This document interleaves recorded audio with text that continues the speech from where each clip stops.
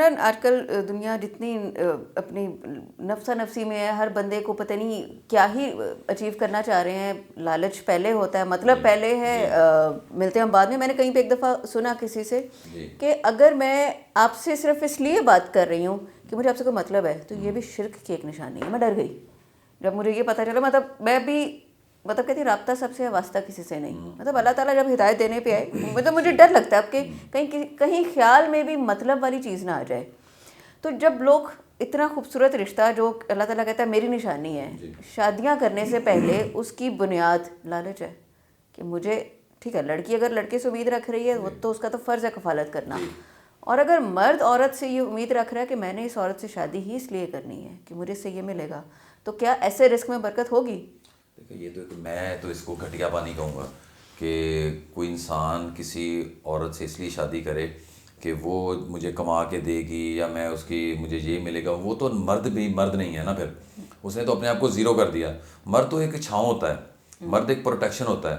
مرد جب باہر نکلتا ہے تو اس کی بیٹی جو ہے نا وہ اتنی خوش ہوتی ہے، اتنی حوصلے میں ہوتی ہے کہ میرا باپ زندہ ہے، میری طرف مجھے کوئی آنکھ اٹھا کے نہیں دیکھ سکتا. جب بیوی ہوتی ہے تو بیوی کو بھی پتہ ہوتا ہے کہ میری ڈھال ہے میرا مرد.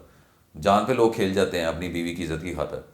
تو یہ پتہ نہیں، میرے خیال سے شاید کسی ماں نے اچھی تربیت نہیں کی اس بچے کی جو ایسی سوچ رکھے.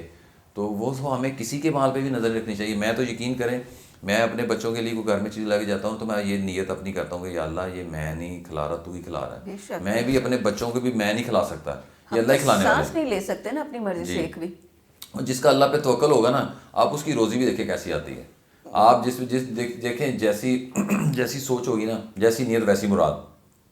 دیکھیں وہ ایک حدیث قدسی بھی ہے نا، اے ابن آدم ایک تیری چاہت ہے اور ایک میری چاہت ہے. اگر تو میری چاہت پہ چلے گا میں تمہیں وہ بھی دوں گا جو تیری چاہت ہے، اور اگر تو نے اپنی چاہت کی تو میں تھکا دوں گا تجھے تیری چاہت میں، اور ہوگا پھر بھی وہی جو میں چاہتا ہوں.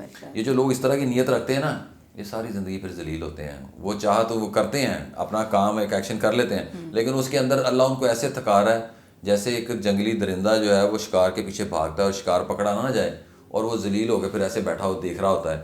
تو یہ لوگوں کے ساتھ پھر ایسا ہی ہوتا ہے. مطلب رب کو بھول گئے ہیں نا کہ مکہ فاتح عمل بھی کچھ ہے، جو آپ کریں گے وہ پلٹ کے آئے گا آپ کے پاس. بالکل پلٹ کے آئے گا.